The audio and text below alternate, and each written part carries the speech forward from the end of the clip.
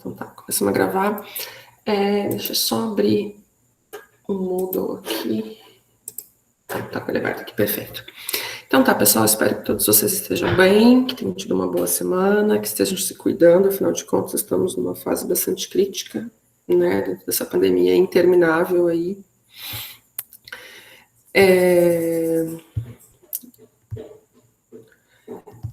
Bom, eu deixei para vocês um exercício lá sobre distribuição de contaminantes, né, de alguns contaminantes, deixei 4 contaminantes, deixei algumas características físico-químicas que vocês poderiam encontrar naquele site do PubChem, né, não sei se era um site que vocês já conheciam, mas ele tem para praticamente todo o composto, ele faz um compilado de informações, então, inclusive, se vocês forem clicando nos links que tem lá, quando vocês encontram os valores, ele vai dizer de onde foi tirado, se foi de um artigo, se foi de um relatório, se foi de uma organização, então lá vocês conseguem traquear todas as referências para os valores que eles estão disponibilizando, tá?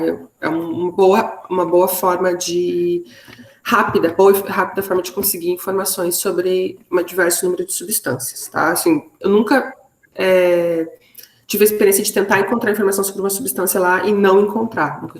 Não achei um composto. Às vezes tem uma questão do nome, né? Eu até coloquei para vocês ali o ergarol, como é que é o nome mais encontrado, em geral, para facilitar, mas geralmente tem tudo lá, então fica até de referência para o futuro.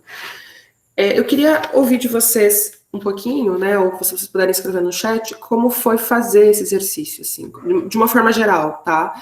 Que dificuldades vocês sentiram, ou se vocês não sentiram dificuldades, alguma dúvida que tenha surgido, alguma dúvida que tenha ficado, para depois eu fazer alguns comentários mais pontuais, algumas questões nos comentários mais pontuais, mas antes eu queria ouvir de vocês.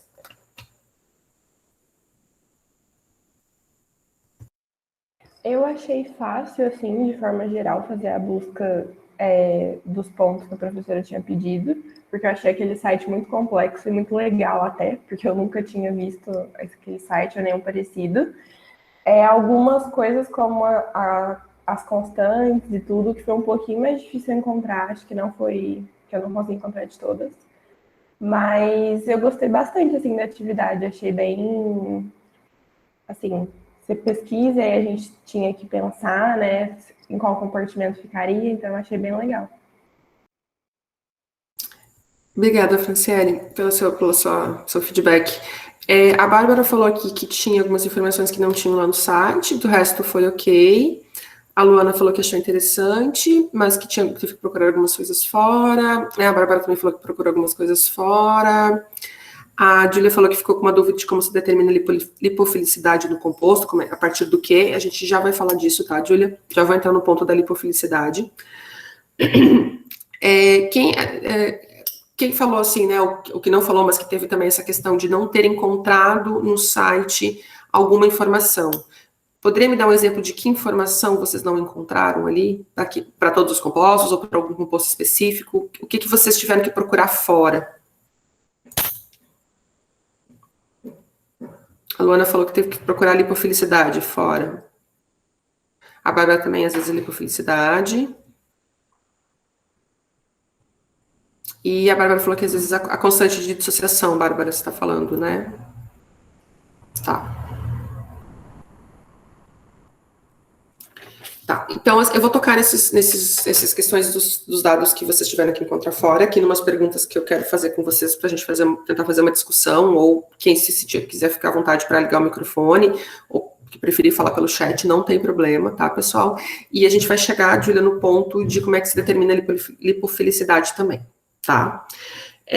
Bom, então a primeira parte era essa, queria saber como é que foi encontrar as informações, né, a questão do site, né, então fica aí uma referência para vocês para o futuro. Antes de a gente chegar ali para a felicidade, eu queria falar um pouquinho, vou mais ou menos na ordem que eu fui colocando, com relação à pressão de vapor, tá?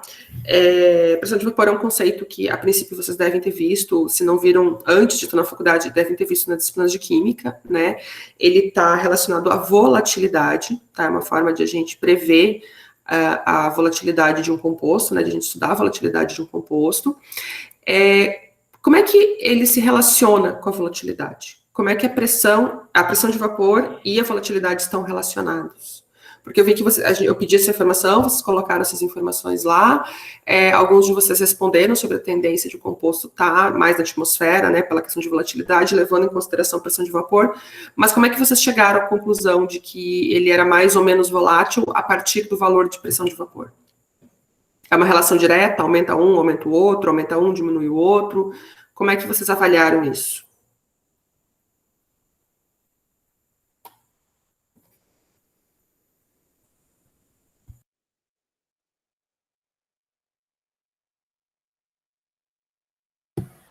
Prof, eu acho que foi, desculpa, acho que foi mais no sentido comparatório entre os compostos, assim, no sentido de valores, sabe? E aí, tipo, o maior valor, maior pressão de vapor e, consequentemente, tem uma tendência a estar mais na atmosfera, né? Justamente porque é mais volátil. E aí foi mais ou menos assim. Daí, claro, né, utilizando também os outros dados ali de solubilidade em água e a lipolifilicidade ali. Mas foi mais uma questão de comparatória entre os compostos mesmo. Beleza, Júlio, obrigada. A Bárbara falou que é uma relação direta, né? Conforme aumenta a pressão de vapor, aumenta a volatilidade. A Luana falou que também entendeu por esse lado, né? A Bárbara até complementou com relação à temperatura de ebulição também. O Júlio falou a questão de comparar entre os compostos, tá? Isso, 2 pontos importantes, né? Realmente, a volatilidade, quanto maior a pressão de vapor, maior a volatilidade, né? A pressão de vapor, ela é determinada, pessoal, em laboratório, ou por experimentos, ou por modelos, tá?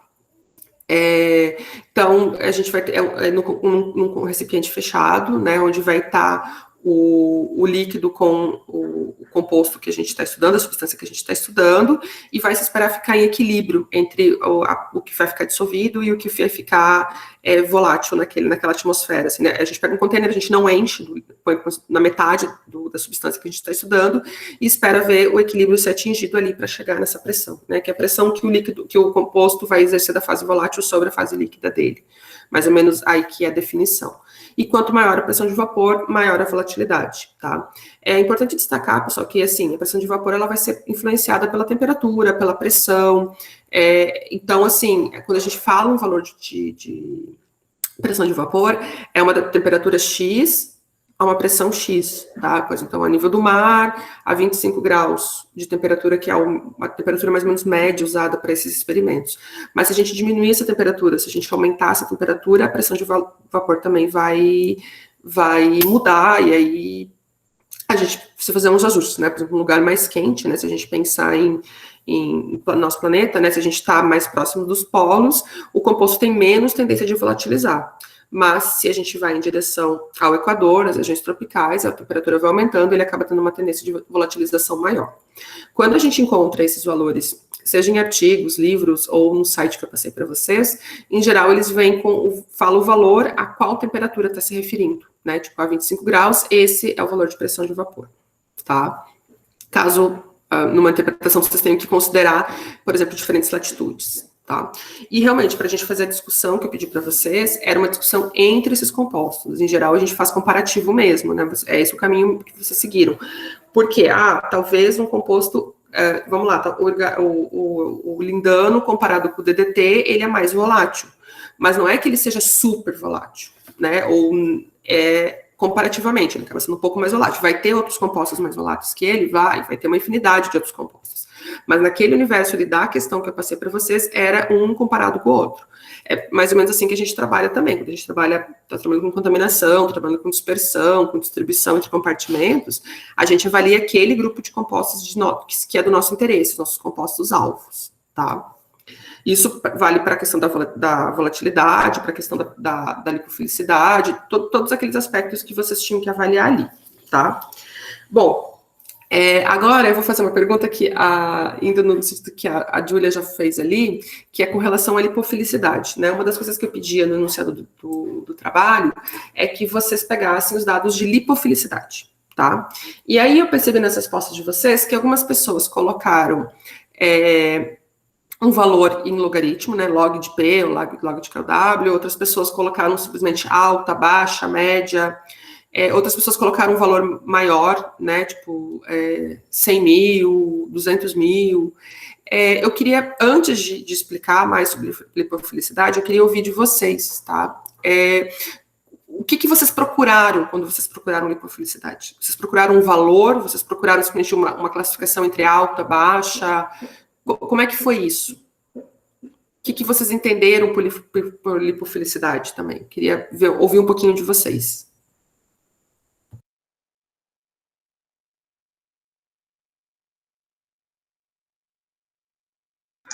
Então, eu fiquei na dúvida sobre o que procurar, e aí eu fui olhando na lista, assim, e aí eu cheguei naquela parte de log de P, aí eu fiquei assim, talvez seja isso, não...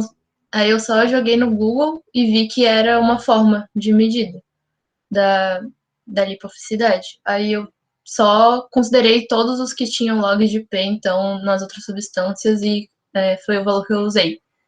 E sobre o que eu entendi, eu também fui atrás, assim, para ver o que era, mas é sobre o quanto ele consegue se dissolver em gordura, né? E pelo que eu consegui captar da ideia. E aí, por isso a associação com os organismos. Isso foi isso.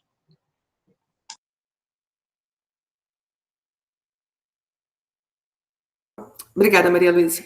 Aqui, a Bárbara falou que ela achava, às vezes ela achava o valor, às vezes não tinha valor, só falava alta, moderada ou baixa.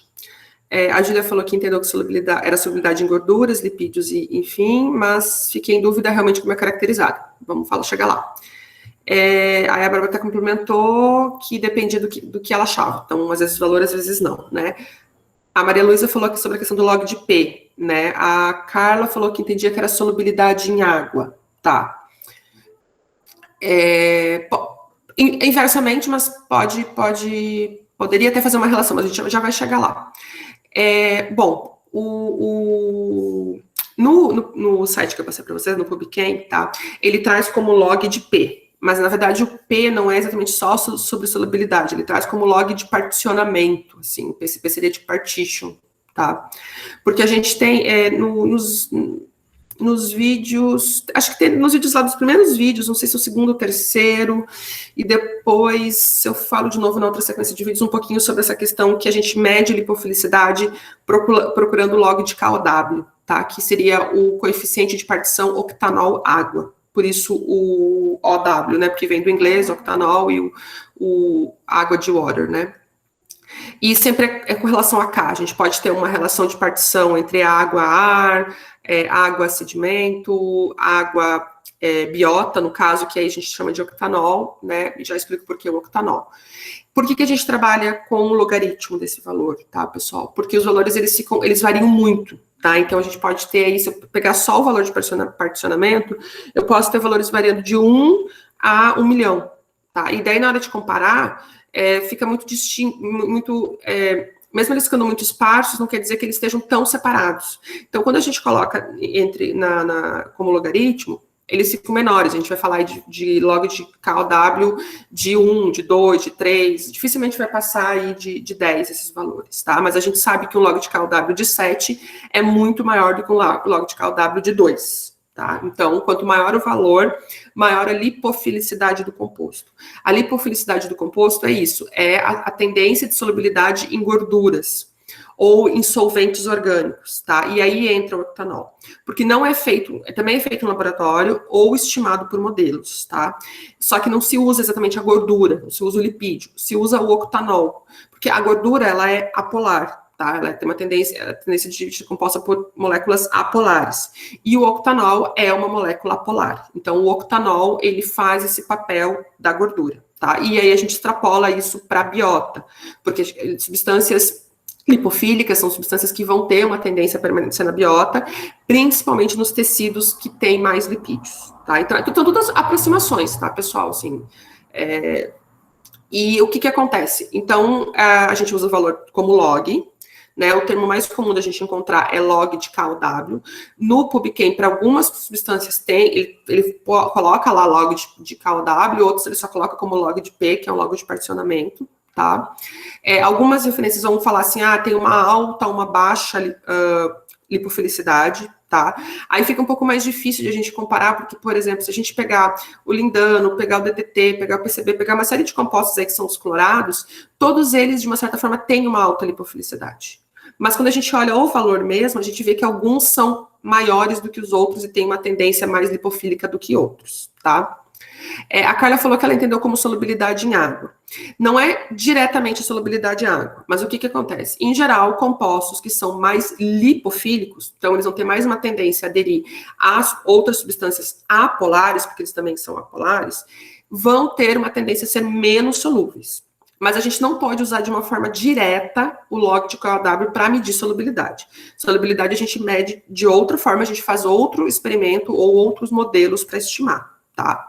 Então, sobre solubilidade, o que a gente pode fazer? Assim, de um jeito bem simples. Imagine vocês pegando 1 litro de água e vocês começam a colocar sal de cozinha nessa água, tá? Começam a colocar cloreto de sódio nessa água, vou medindo. Coloco 1 grama, dissolveu bem, coloco e vê até quanto a gente vai estar conseguindo fazer com que esse cloreto de sódio fique solúvel, tá? Assim é calculado a solubilidade, uma forma simplificada, tá, pessoal?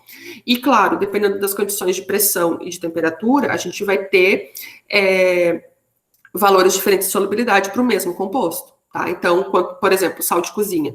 Se eu vou fazendo esse teste, se eu aumentar a temperatura da água, vai aumentar a solubilidade do sal de cozinha, tá? Mas também, geralmente, a gente faz lá, em condições de 20 ou 25 graus, a solubilidade do sal de cozinha é tanto. Mesma coisa para o DDT, mesma coisa para o ergarol, mesma coisa para esses compostos que a gente está falando aí, tá? Agora, quando a gente quer calcular lipofilicidade, dá para fazer de forma experimental e também é possível fazer através de alguns modelos, tá? De forma experimental, o que a gente tem? A gente vai ter um recipiente fechado, onde a gente vai ter aí metade do recipiente com água, metade do recipiente com octanol, tá? Então, a gente vai ter 2 camadas. O octanol e a água, eles não vão se misturar, porque o octanol é bem apolar e a água é polar, tá? Então, quase como vocês podem fazer uma analogia pensando assim, uma camada de óleo e uma camada de água, tá, pessoal? E aí é colocado uma quantidade conhecida da substância que a gente quer estudar, tá? Uma quantidade, eu vou colocar aí, vamos lá, 1 grama de DDT. E eu vou misturar isso bem, vou deixar isso em descanso, né, para ver bem a separação das fases, para que o DDT entre em equilíbrio entre os 2 compartimentos, a água e o octanol, e depois a gente mede quanto tem no octanol, quanto tem na água, tá? Então, essa relação do quanto tem no octanol em relação ao quanto tem na água é o que vai nos dar o valor do KOW. Como esse valor, eu falei, vai variar muito entre os compostos, né? A gente vai ter variação aí de poucas unidades a milhares, até 1 milhão, a gente coloca esse valor na forma logarítmica, tá? A Júlia que tinha perguntado, Júlia, respondi a sua pergunta? Você entendeu como é que é feito?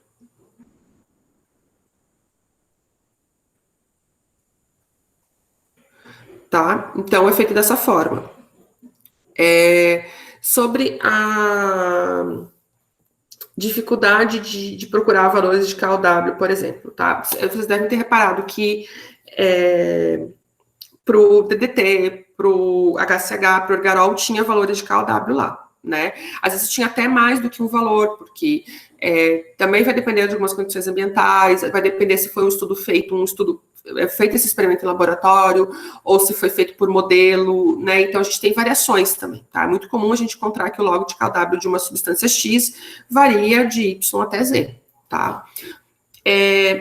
Mas vocês devem ter percebido que para o PFOA, tá? Tinha um valor só e tinha uma outra referência que não dava nenhum valor, tá? Lá no PubChem, não sei se vocês repararam nisso, tá? A princípio, a gente não usa o valor de KOW para o PFOA. Por quê? O PFOA ele tem algumas características de ionização e algumas características de solubilidade e lipofilicidade que são muito únicas de compostos como ele. Porque ele é uma molécula que, numa extremidade da molécula, ele é bem apolar, tá? Bem apolar. Então, ele seria pouquíssimo solúvel em água. E uma parte da molécula é bem polar, tá? Então, ou seja, ele seria mais solúvel em água. Essas moléculas que têm essa característica de uma parte ser solúvel em água, uma parte não ser, porque uma parte é polar, uma parte é apolar, tem para vários compostos perfluorados, tá? Não é só o PFOA, mas são compostos que são muito usados para surfactantes. Isso dá uma característica nele que permite ele ser usado para surfactante. E o que acontece quando a gente vai medir em laboratório o KOW dele? Então, quando a gente coloca ele lá nessas duas camadas, água e octanol, ele não entra num equilíbrio. Porque ele pode estar na água, aí ele pode mudar para octanol, ele pode estar no octanol, mudar para água. E uma das formas de a gente ter que medir isso, um dos requisitos que a gente precisa para fazer essa medida, a gente precisa deixar esse sistema entrar em equilíbrio, tá? Só um pouquinho, gente, que tá passando o carro, não é o carro do ovo, é o carro da limpeza que passa aqui em casa. Deixa eu postar aqui. Se ficar muito ruim, vocês me falem.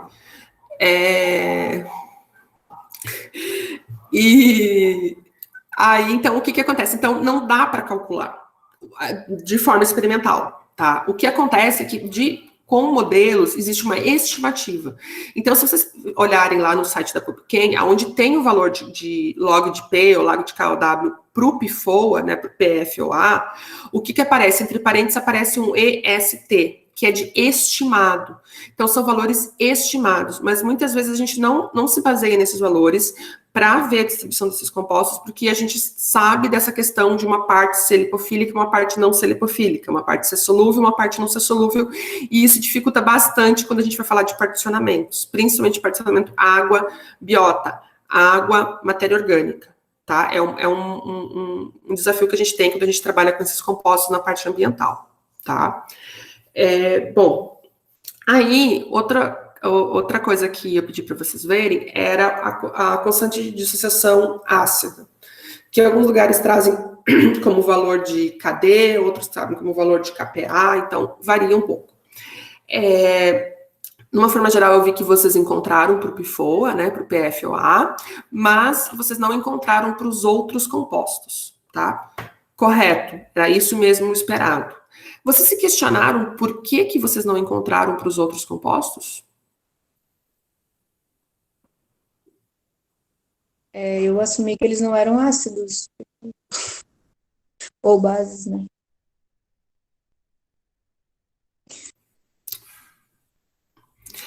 Isso. Então, assim, eles são compostos neutros, tá? Exatamente. Eles não são ácidos, não são bases. Basicamente, eles não se dissociam. Eles não vão, uma vez que eles estão na água, eles não vão se ionizar, tá? Dessa lista de compostos, o único que faz isso é o PFOA, tá?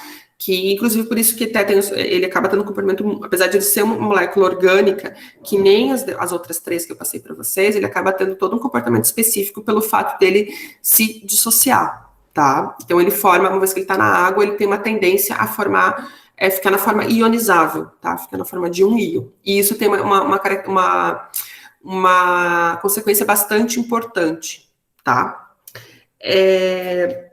E aí, por que eu estou trazendo isso? Porque quando a gente trabalha com essas quatro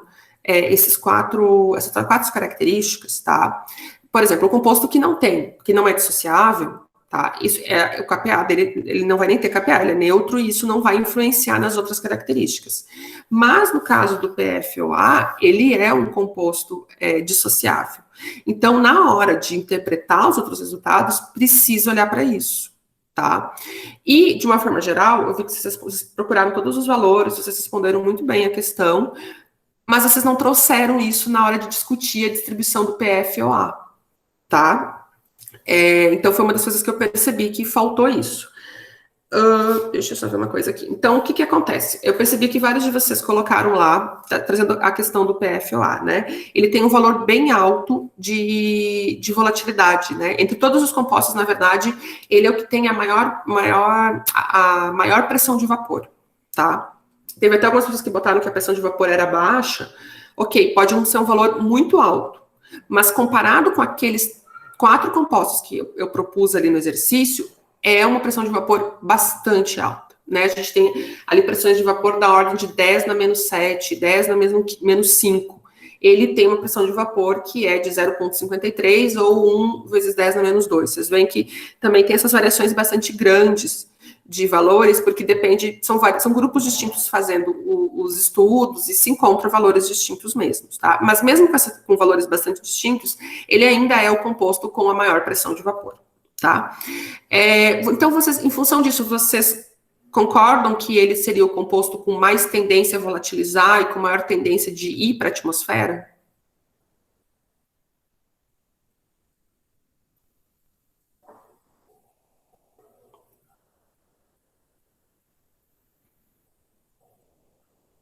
Tá. A Bárbara e a Luana responderam que sim. Vou assumir que quem ficou em silêncio, a Júlia falou pela pressão de vapor sim, a Maria Luísa falou que sim, então alguém não acha que seria diferente?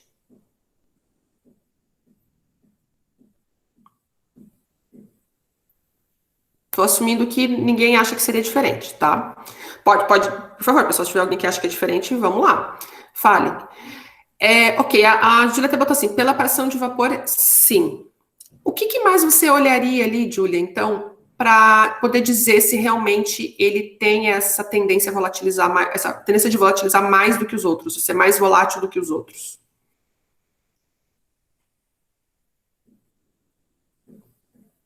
Vocês acham que o pressão de vapor é o suficiente ou a gente teria que olhar em mais algum dos outros itens ali? Eu acho que nesse caso, a constante de dissociação ia ser muito importante. Sim, a Júlia também escreveu isso. Por quê? Por que a constante de dissociação é importante quando a gente vai olhar a volatilidade? Não só a volatilidade, outras coisas, mas nesse caso dessa questão, a volatilidade especificamente. Não sei, imagino que a partir do momento que ele se dissocia, seja um problema para ele volatilizar como a substância que a gente estava analisando, né? Exatamente, Maria Luísa. A partir do momento que a gente não está trabalhando com um composto neutro e ele vai ter uma tendência de ionizar quando ele está no meio aquoso, íons não volatilizam. Então, esse valor de pressão de vapor não vale para ele na forma ionizável. Vale para ele quando ele não está ionizado, tá? Tanto que não é comum a gente ver transporte ou dispersão desse composto na atmosfera, tá? A gente pode ter alguns estudos mais pontuais, algumas coisas com relação a muito próximos de fontes e tudo tal, mas não é um composto que a gente espera encontrar na atmosfera. Ele é principalmente, apesar de ele ser analisado no sedimento, apesar de ele ser analisado na biota, espera-se, quando a gente tem que escolher uma matriz específica para trabalhar, eu só posso escolher um compartimento. A gente vai escolher a água, porque ele vai estar na forma dissolvida ou na forma dissociada na água. Tá? Então, assim, pessoal, eu escolhi o PFOA aqui nessa lista especificamente para falar isso. A gente precisa olhar para mais do que uma característica. E precisa olhar, não pode olhar para as características de forma isoladas. A gente precisa olhar para elas como uma pode interferir na outra. Por quê? Porque se a gente olhar só para a pressão de vapor, solubiliza. Uma das compartimentos preferenciais dele vai ser a atmosfera. Mas quando a gente olha lá que ele não é um composto neutro, que ele é um composto que vai dissociar, que vai formar íons, essa interpretação muda. Tá? Então, quando vocês forem, né, se vocês forem em algum momento na carreira acadêmica, trabalhando numa empresa, numa ONG, alguma coisa, vocês tiverem que fazer alguma coisa sobre dispersão de substâncias, tá? Seja contaminantes ou não, lembrem de olhar todas as características físico-químicas e lembrem de ver como uma vai influenciar na outra, tá?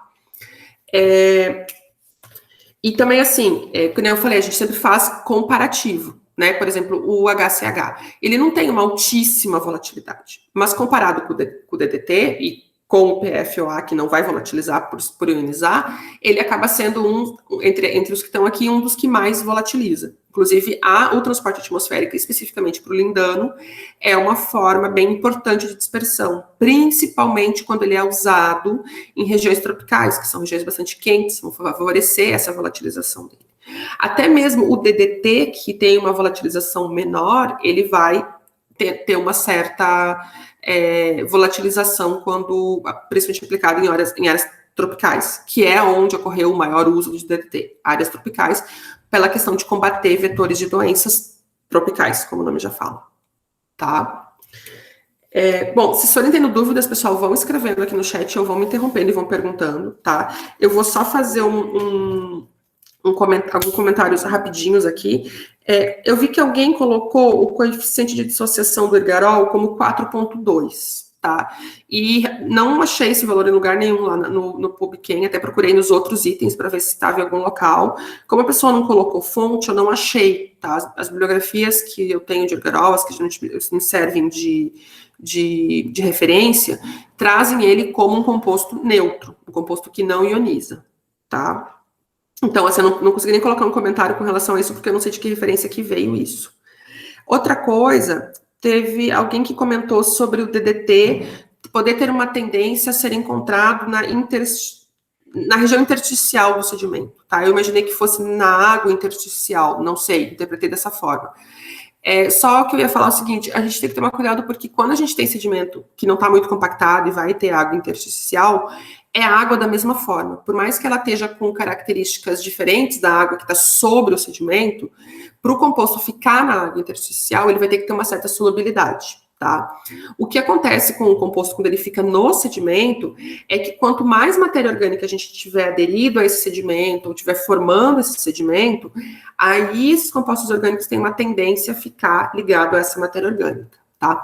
Por isso que quando a gente vai trabalhar com esses compostos, a gente quer muito sedimento mais fino, sedimento mais lamoso, que é onde vai ter uma adsorção, isso vai ficar adsorvido. A matéria orgânica ela vai ficar, assim, no sedimento vai ter uma mistura, né? A gente vai ter os grãos minerais, a gente pode ter partículas de matéria orgânica, a gente pode ter moléculas de matéria orgânica que vão estar adsorvidas, tá, no sedimento, por uma questão de sedimento fino, que tem uma questão iônica aí envolvida, né, dos argilominerais, principalmente, e pode estar adsorvido no grão ou assimilado na matéria orgânica que está adsorvida no grão, os contaminantes, tá? Mas eles estão mais relacionados à parte sólida do que à água intersticial em si, tá? Tanto que os sedimentos que mais tem, né, quando a gente vai escolher sedimentos que mais tem, para analisar, por exemplo, DDT, sedimentos finos são os preferenciais de regiões de acúmulo deles. Por quê? Porque toda a questão desses agelos minerais e porque pela questão de que são sedimentos onde vai ter mais matéria orgânica dissolvida. Se a gente for pegar uma areia, tipo areia da praia, não tem muita matéria orgânica ali, porque a gente tem tanto uma oxigenação como que vai degradar essa matéria orgânica, como não tem essa questão da dissolução fica menor. Então, se eu pegar um sedimento de fundo rico em areia, eu vou ter muita água intersticial, mas provavelmente eu não vou ter os compostos ali também, porque esses compostos não são solúveis nessa água. A menos, claro, que eu tenha falando de compostos que têm uma solubilidade maior, tá, pessoal? O Andrew falou aqui que ele encontrou um valor de... Onde é que ele encontrou o valor de KPa do Irgarol, tá? Eu vou dar uma olhada na referência, então depois eu até coloco um comentário lá no Moodle sobre isso, tá? No geral, ele é tratado como composto neutro, tá? Mas eu vou dar uma olhada nesse valor lá para ver o que referência é e tudo isso, tá? Mas, assim, se tem alguma referência tratando ele como composto não neutro, né, como um composto ionizável, aí entra na mesma coisa. Isso vai fazer com que ele não volatilize, por exemplo, tá? Mas o Irgarol, se eu não me engano, ele já tem uma pressão de vapor baixa, ele já não é um composto que vai ter muita como fala, muita volatilidade normalmente.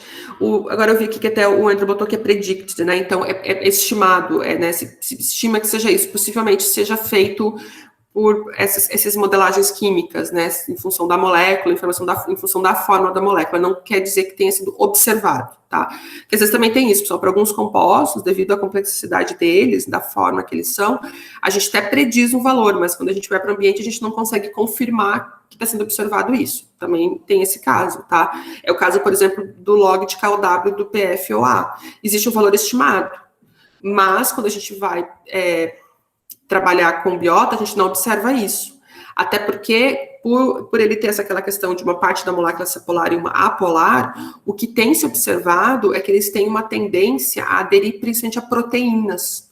alguns tipos, inclusive, específicos de proteínas. Então, diferente do DDT, diferente do lindano, que vão preferir tecidos adiposos, o PFOA vai preferir tecidos, ficar em tecidos ricos em proteínas, tá? É um tipo de uma ligação bioquímica diferente. Então, a questão do intersticial, a questão do Ergarol que eu queria comentar com vocês do KPA. Percebi que algumas pessoas colocaram valores da solubilidade para água, né, e depois com água com salinidades. Isso é uma coisa importante, porque o aumento da salinidade diminui a solubilidade de uma substância, tá? Alguém sabe por quê que acontece isso? Conforme aumenta a quantidade de sal na água, diminui a solubilidade de compostos orgânicos. Vocês já viram isso lá nas químicas básicas? Vocês sabem por que isso acontece?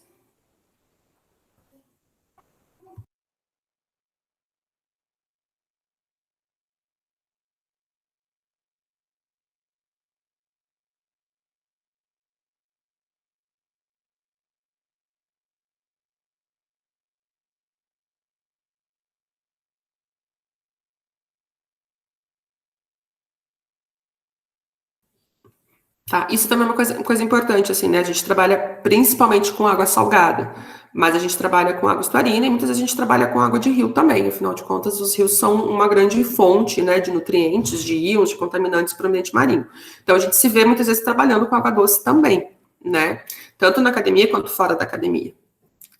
E é importante levar em consideração o tipo né, matriz é água, mas é água salgada, é água salobra, é água doce, não só porque às vezes a gente tem que fazer adaptações nos nossos métodos analíticos em função disso, tá? Trabalhar com água salgada é bem diferente de trabalhar com água doce, mas também em função de quando a gente vai trabalhar com transporte e predição de distribuição de contaminantes, tá? Quando a gente tem uma água onde tem sal, tá? E o sal vai se fazer umas ligações iônicas com a molécula de água, ele está ocupando espaços também, tá? Porque o que é uma solubilização, tá, pessoal? Se a gente for ver de uma forma bem simplificada, as moléculas conseguirem, as moléculas de água e outras substâncias vão vindo e vão tentando achando espaços para ocupar ali dentro daquela porção que eu tô falando, tá? Claro, quando a gente tem o sal, ele ioniza e faz outros tipos de ligações e tudo mais. Aí, conforme eu vou colocando o sal vai ocupando esses espaços e não vai sobrando, entre aspas, espaços para os compostos orgânicos, por exemplo, para o contaminante que eu estou trabalhando. Então, dificulta eles se solubilizarem, tá? Inclusive, se a gente tiver uma parcela de água doce e eu tenho uma quantidade ali de DDT, por exemplo, tá? Ainda que seja pouca solubilidade, tem uma quantidade de DDT. Se eu começar a colocar sal nessa água, esse DDT ele vai ser expulso dessa água. Tá? A gente até usa isso nos métodos analíticos, quando a gente quer retirar um composto de matrizes de água, a gente coloca mais sal porque facilita a gente extrair os compostos que a gente quer analisar, tá? A gente acaba pegando isso que acontece normalmente na natureza e levando para o laboratório para facilitar nossas análises químicas. Então, um composto que já tem uma solubilidade baixa em água, se a gente vai falando em água salgada, essa solubilidade vai diminuir ainda mais, porque essas relações da água com os sais, diminui os espaços que tenha naquele local para a molécula se encaixar e solubilizar. Isso, inclusive, né, essa questão do espaço é um dos motivos que quanto mais a gente aumenta o tamanho de uma molécula, mais dificilmente ela vai se solubilizar na água. Isso para moléculas neutras, tá? Não para as iônicas. Então, uma molécula neutra, conforme eu vou aumentando a cadeia dela, vou aumentando o tamanho da molécula, mais difícil ela solubilizar, vai ser menor a solubilidade dela em água também, tá? Então, o sal também é importante vocês terem isso na cabeça, na hora que vocês forem fazer alguma coisa de distribuição ou transporte, que água que eu tô falando de uma água doce, uma água salgada, uma água estuarina, que vai ter salinidades intermediárias, porque vai interferir também. Assim como temperatura, assim como pressão interfere nessas características, a presença do sal também interfere na solubilidade. Tá? Pessoal, alguma dúvida, algum comentário que vocês queiram fazer com relação a isso? A esse exercício ou que a gente discutiu agora em aula?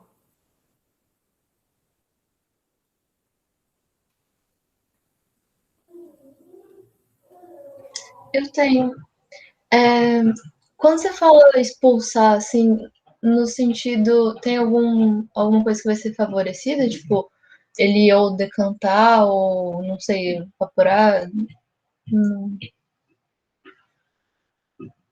Depende, por exemplo, vou te dar um exemplo, Maria Luísa, do que a gente faz no laboratório, tá? E aí depois a gente faz uma extrapolação para o ambiente.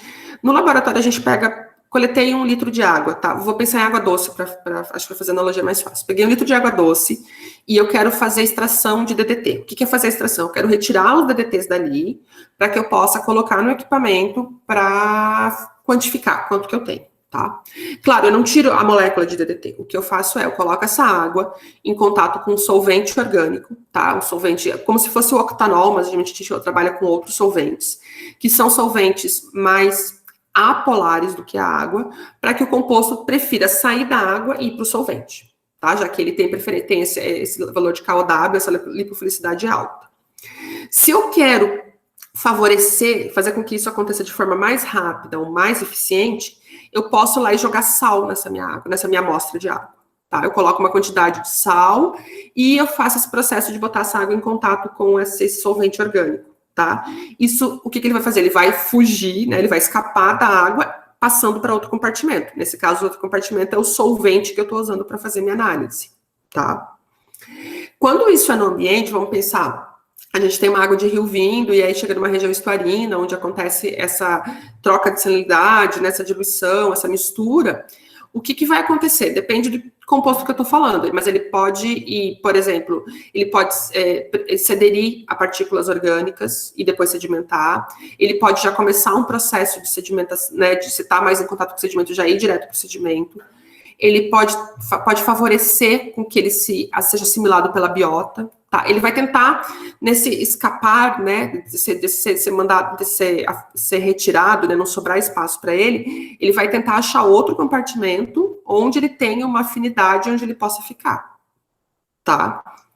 Gerar partículas orgânicas na água. Entendi. Obrigada. Imagina. Mais alguma dúvida, pessoal?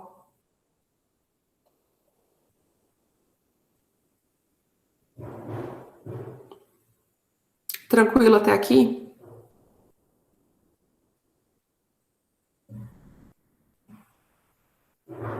Então, assim, pessoal, se surgirem dúvidas sobre isso, sobre qualquer outro tópico, tá? Podem escrever, né? Podem trazer nas próximas aulas, mas podem me escrever também para retirar qualquer dúvida, tá? Estou à disposição de vocês. Amanhã a gente tem as nossas aulas práticas, tá? Naquele esquema que a gente tem feito, que é 8h20 para a primeira turma, né? Para tirar dúvidas amanhã ainda. Então, vou estar conectada, vocês venham, a gente discute, tira dúvidas conforme o que vocês tiverem. A aula toca em função das dúvidas e das discussões que vocês precisarem, tá? E a segunda turma às 10h10, no mesmo formato, tá, pessoal? Se alguém não puder vir, se alguém quiser mandar a pergunta por algum colega, quiser me escrever por Moodle ou por e-mail, também não tem problema, tá? Só, eu sempre falo, aproveitem esse horário para vocês poderem trabalhar na atividade e também para vocês poderem tirar dúvidas que fiquem, esclarecimentos, enfim, trocar uma ideia sobre alguma coisa que vocês não estão encontrando, dificuldade que estão tendo. Estou aqui para auxiliar nessa parte, mas depende de vocês trazerem isso até mim. Certo, pessoal? Se ninguém tiver mais nada, né, vocês estão dispensados. Eu vou deixar hoje a pergunta para a semana que vem lá no Moodle, tá? Eu coloquei lá no Moodle também o contato da Gabi, que é a monitora, tem informações lá caso vocês precisem entrar em contato com ela também, certo?